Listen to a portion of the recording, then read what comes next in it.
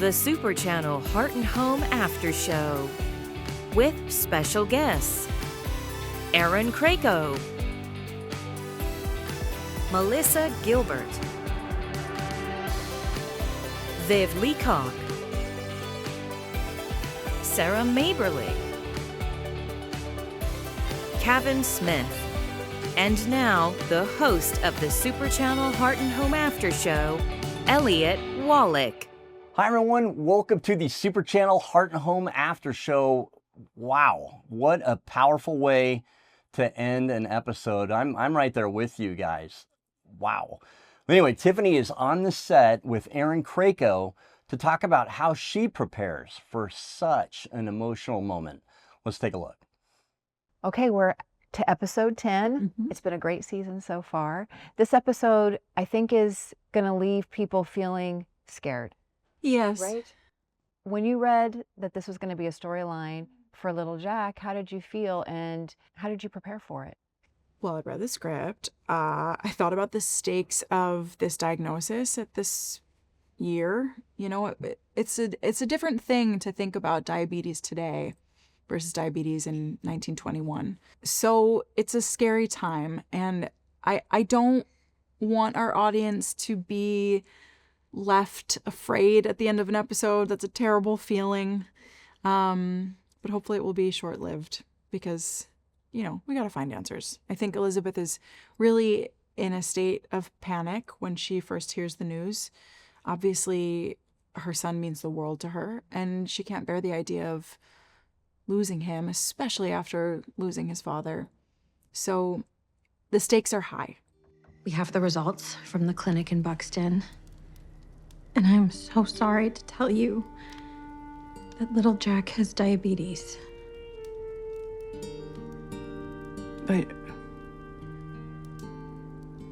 But there's no cure for diabetes. No.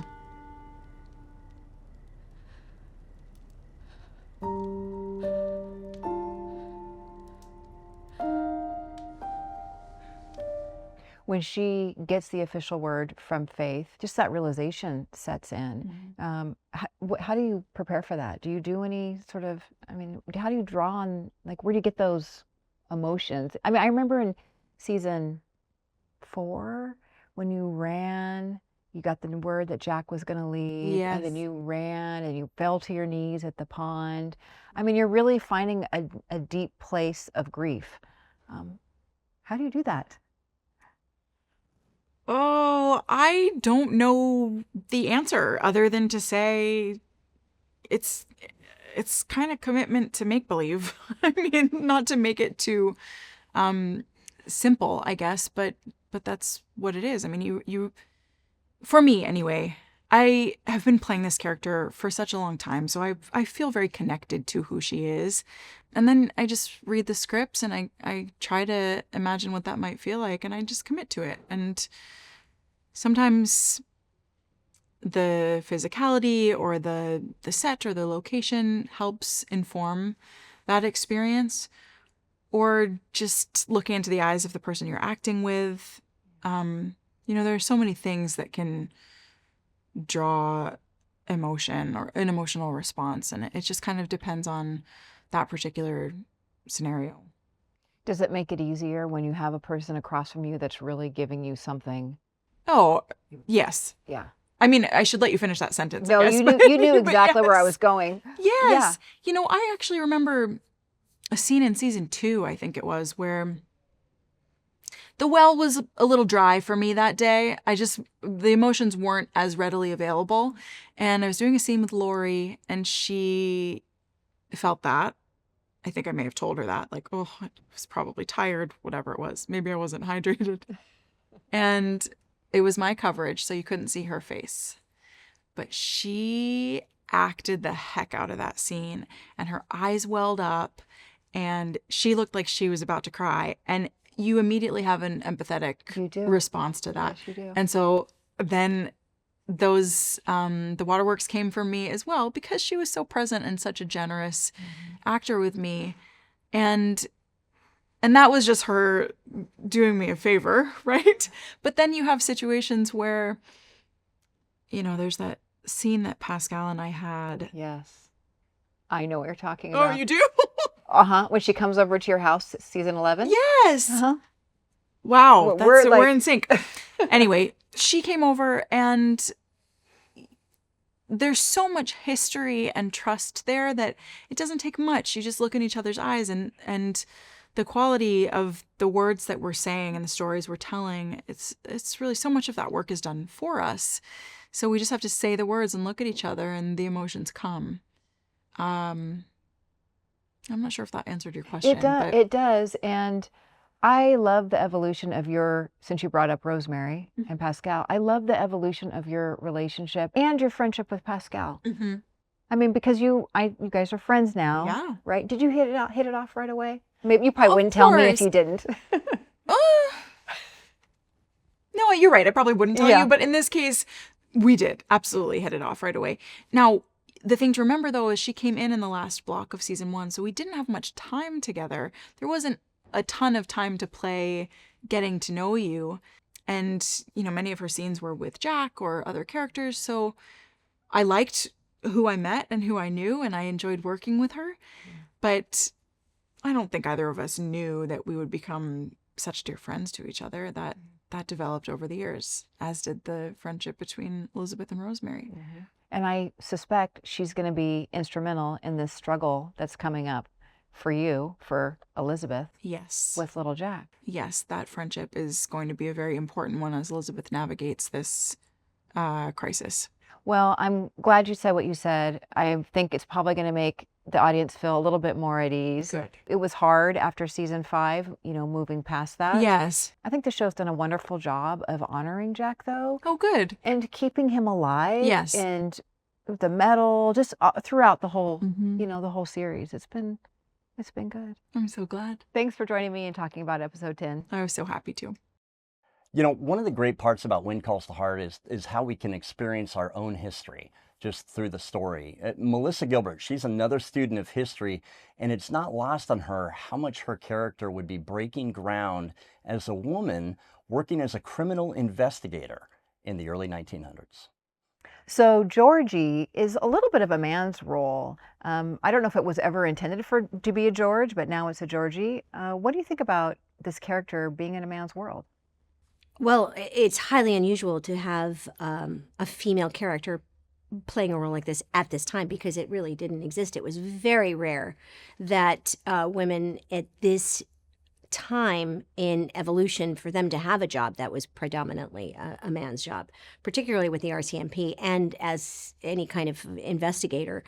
And with financial crimes. I mean, it all just sounds so male and masculine back in the 20s. So it's been a real thrill, actually, to have the opportunity to step into something that feels so progressive and so forward-thinking as far as where women were headed at that time.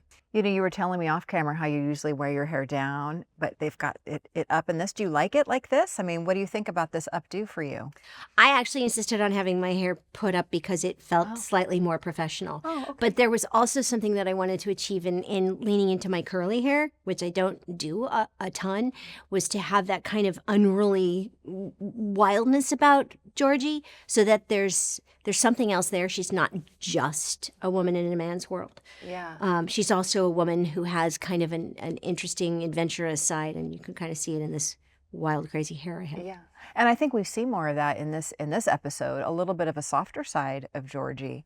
Well, yes, we definitely get there. I mean, as she starts to meet the people in town and her relationship with Bill develops a bit more, then you start to see Georgie as not just this sort of hard investigator questioning criminals. She's also a woman who may very well be falling for a guy. And was she ready for that kiss? I mean, come on. No, it came kind of out of the blue, didn't it? Yeah. Listen, my job is, I love my job. How many people, get to say that, well, I get paid to kiss Jack Wagner? Yeah, it's tough. It's a Tough, terrible, but terrible somebody thing. has to do it. I know, I'll suffer. Well, I think, she sort of leads up to it because she opens up to him. Because I think at first he's not sure how she really feels about him. And she gives him some clues that maybe she did have some stronger feelings in the past. Oh, absolutely. I think this is sort of a moment where the rubber meets the road for Georgie, and she actually confesses a lot, but then takes it back as quickly as possible, because all of a sudden she's being very vulnerable, not professional, completely out in the open, and but it ends up being a good thing, sort of. But then she leaves, so who knows? Right. Well, you also got to do some scenes with Rosemary, with Pascal. It was so much fun. I loved having the chance to work with her. We did a film together. I think it was her first or second film ever 21 years ago. Oh, wow. But we didn't have any dialogue. We just sort of passed each other. So it's been really nice to have some scenes with her. I was hoping to. I just wanted to thank you. Bill's been telling me how much you helped with the Garrison Gold case. Oh, he has he?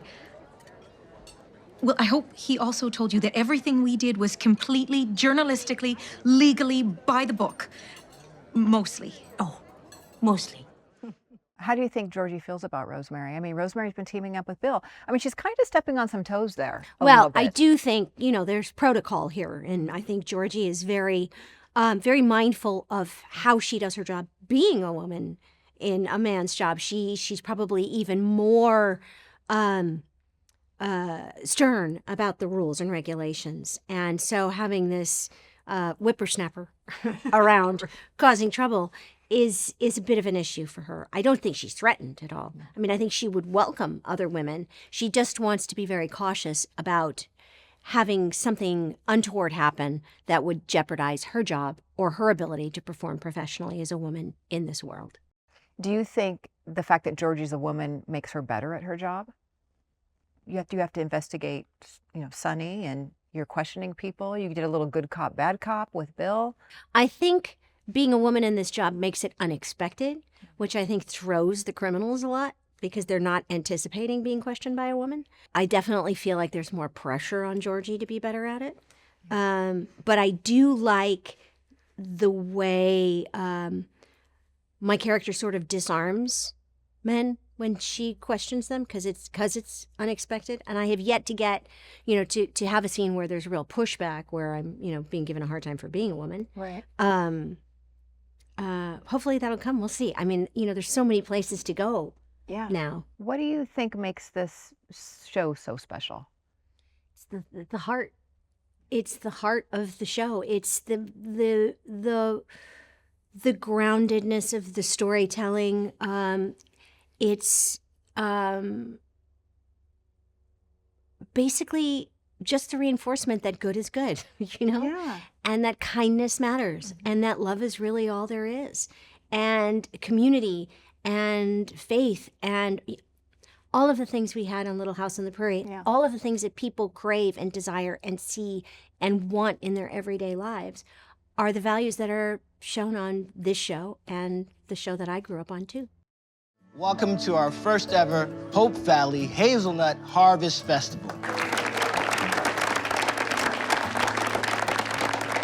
I would first like to thank the Hickams, Michael and May, for coming up with such a wonderful idea. There are many harvest festivals around the world. There's the Feast of St. Martin in Bavaria, called Oktoberfest. There's also the Hindu tradition called Diwali, which is about the spiritual triumph of light over darkness, knowledge over ignorance. Now, whatever our faith, community and friendship are the food for our souls. Now, can I get an amen? Amen. Amen. Well, let's eat. Thank you, Michael. Can you tell me about that scene a little bit and the community coming together? Yeah, so it's kind of the brainchild of Hickam, the Hickams, I should say. Yeah. Michael and May, and it's just another opportunity to, get the folks in town together. That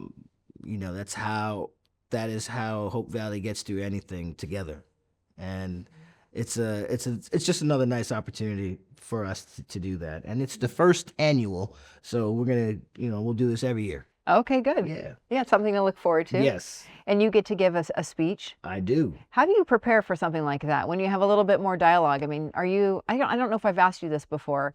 I know Chris was telling me how he memorizes his lines in a monotone, doesn't put any emotion behind it.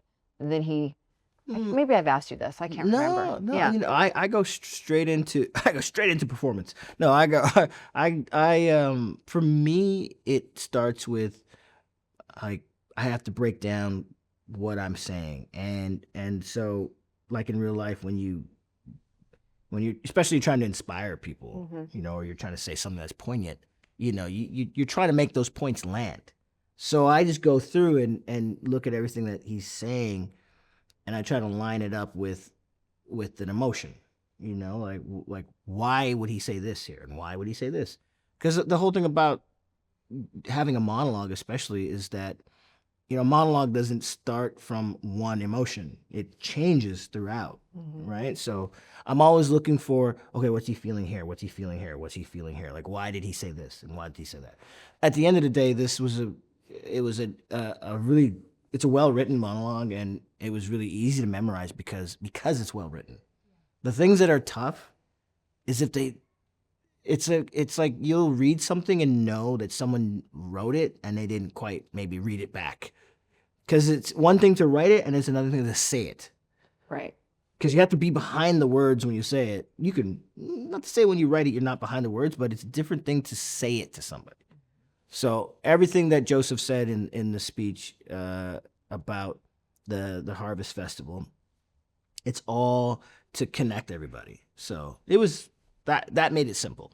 We knew something had to come because we had gone a while. We'd gone the whole season without seeing one of these big feasts, and so when we read It's the tradition. Script, It feels like it's tradition, right? It is. We have to, especially you know, the word literally togetherness.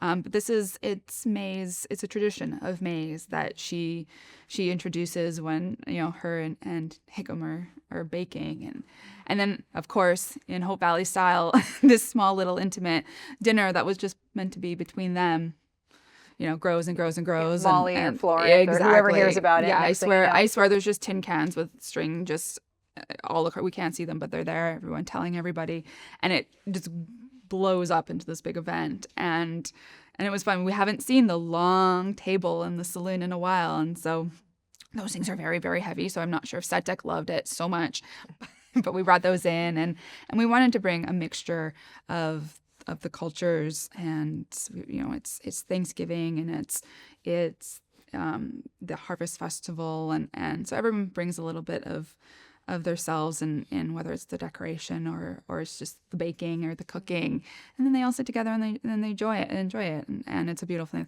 thing to see everybody come together in literally a togetherness meal. You know, I think the friendships are the best part of Hope Valley. I mean, both in front of the camera and behind the camera.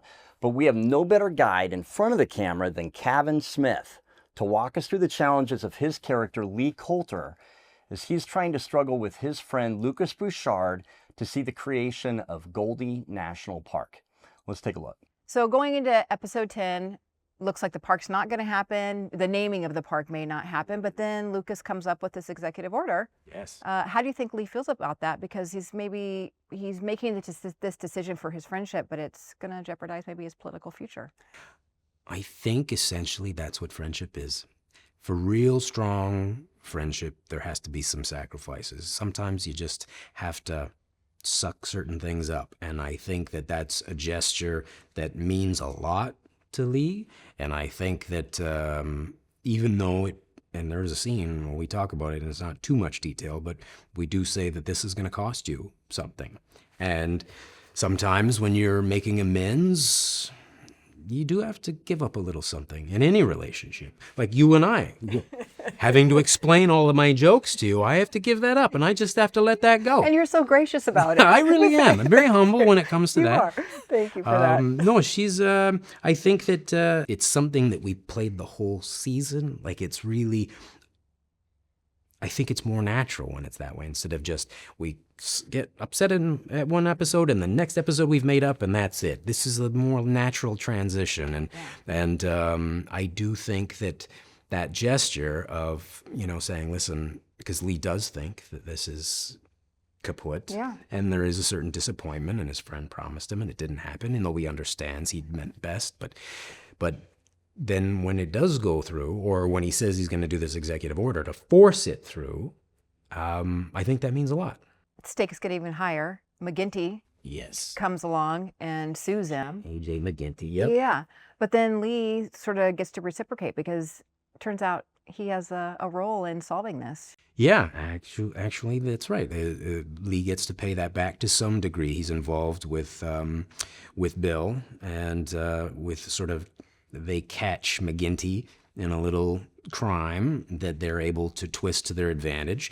It just so happens the crime happens on some Coulter land, which gives him the leverage over McGinty, and I think that we just did the scene, and I played the scene with a certain kind of joy because he's really enjoying doing we've this. seen it at this point. They've seen it, so you can tell me how you. Yeah. Great. Yeah. It was super fun to shoot actually because so Jack asked me, he goes, "This is a little scene. Like, how do you think I would say this line?" I'm like, "I think we're messing with him. We're performing for this guy here. We're having fun. This is really fun because we already know we've won the day. So we're just having fun now." And so I like it when, like, obviously Lee has a lot of fun on the show. There's very light, there's a lot of joking, but I like it sometimes when he's playing light. He's not actually just being funny or something, but he's playing being funny, which is interesting. And so I think in this particular case, being able to pay back that debt a little bit in his own way to try and take some of the pressure off of Lucas is kind of cool. Hey, fellas. Sorry I'm late. Lee, perfect timing. I was just about ready to ask Arthur if he was aware that there's only one place in our valley where ash trees grow. And that's the private property of Coulter Lumber. Now, Lee, did you by chance sell the logging rights to your land to this man? Interesting that you would ask, Bill, because I don't remember doing any such thing. Although I'd be happy to if we can come up with a fair price. Now, Lee, this man stole from you. You have a right to press charges. Yes, I do. But I don't think anybody here wants to get tied up in a bunch of lawsuits or have the Mounties brought in. So, I think if you three put your heads together and come up with a deal, I'm sure I'll be good with it. All right? Great doing business with you. Thanks, fellas. How much land do you think Lee owns? The fact that he didn't know somebody was cutting down ash trees on his property. I think Lee owns everything now. Yeah. I think Lee owns absolutely everything. I don't know how much land he has, but if you run a sawmill, you must have access to some serious timber. But there's a lot of companies now. I mean, he's involved with the radio and the news and the saloon, and there's a lot of stuff. Yeah. Yeah, he's getting pounded a little thin, I think. Well, we know his land's bigger than your park, so. That's true. That'd be weird if it was just one little backyard. That's all he had for his sawmill. 12 ash trees in the back. Where were those trees going? Yeah. The reason we haven't gone much into the sawmill lately is because we're out of wood. We have to diversify. Yeah. Oh, well, thanks again for sitting down with me. This is always fun. Yes. Even though I take a ribbing, it's all right. No, you had a great time. Thank you. So did you. I always have a good time. I love doing these things. And we love having Kevin do these things, mostly because we never know what he's going to say. We just always know it's going to be awesome. I wonder if he knows what he's going to say. I suspect not. But that concludes this 10th episode with only 2 to go.